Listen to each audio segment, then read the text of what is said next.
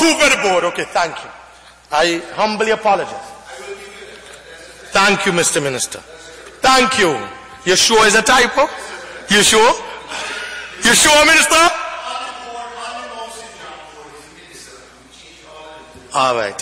Okay, Minister. All right, sir. I give you the benefit of the doubt. I will not call you a liar like you do to me. You see that? See that? Honorable member. You see that? I take it back. I apologize, Madam Thank Speaker. you. I take it back.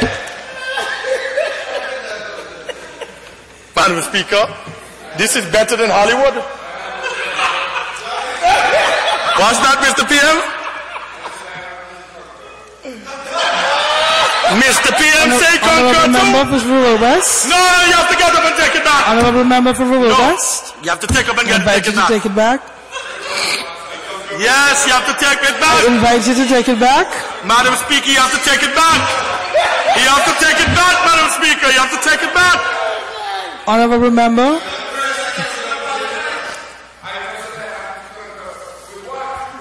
By implication. Yes. Speaker. No, PM. No.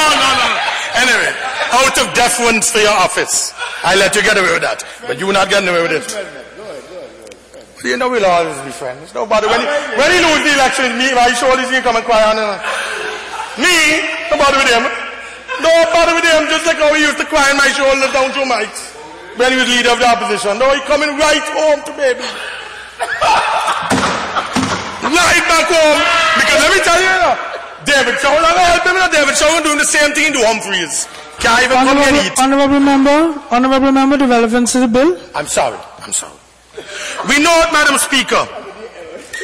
Madam Speaker, if you look in section 13, we see the clear potential for political abuse in limiting the term of office for staff to a maximum of 5 years. What is the purpose of this term limitation for employees? What is the purpose, Mr. Minister, of a state institution who is serving the public good? As long as that employee, Madam Speaker, is in good standing, there can only be a corrupt political need to review or limit the term of employment.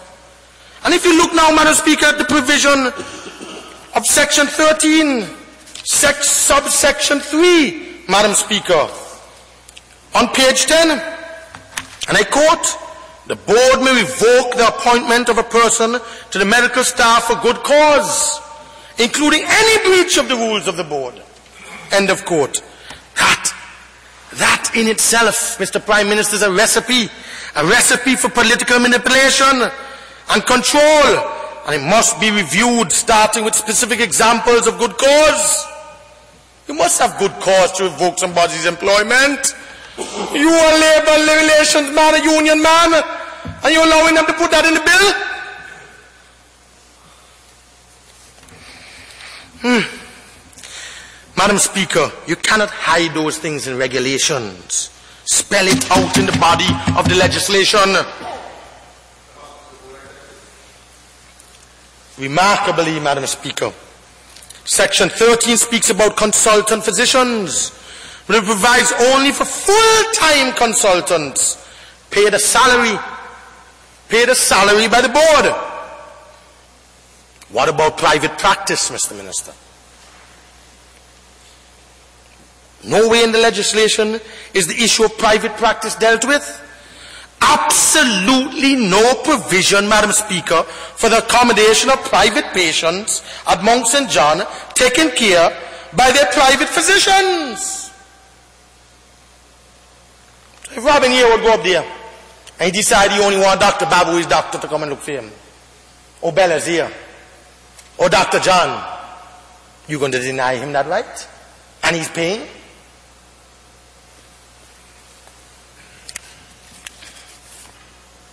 Madam Speaker, surely we cannot be contemplating keeping out well-qualified surgeons and other medical consultants from Mount St. John as we did at Halberton, especially when the people are crying out for their services. Certainly, Madam Speaker, there must be provision for private practitioners, Mr. Minister, who are qualified and not just consultants employed on a full-time basis. Every hospital expert will tell you that for a hospital to be successful financially, there must be, Madam Speaker, adequate facilities and arrangements for private care. And Mount St. John was built and designed accordingly.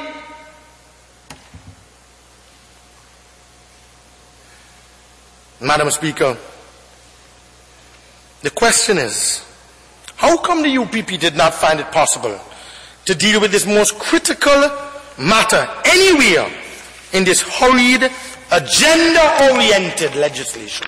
Because that's what it is, an agenda-oriented piece of legislation.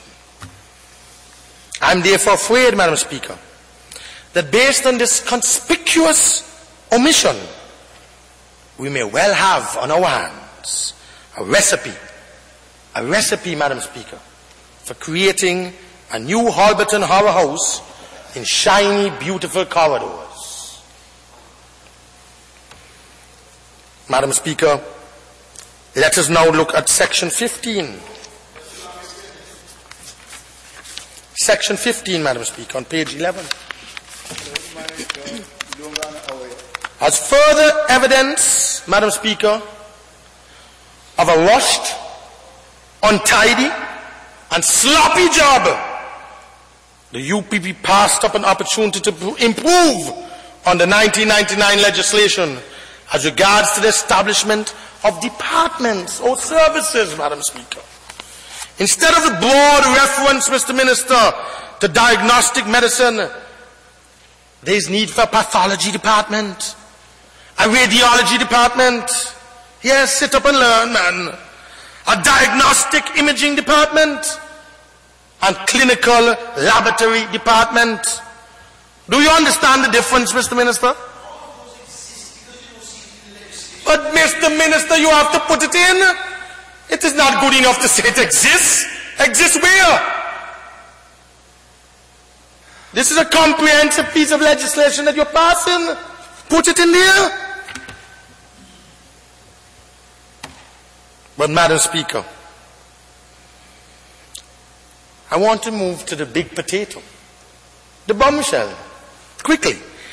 The reason, Madam Speaker, why the UPP is running helter-skelter and trying to hustle through this piece of legislation at the 11th hour on the eve of a general election, while bundling up, they put it together with all kind of other pieces of legislation today, before this very sitting of this House, Madam Speaker, is who will pay?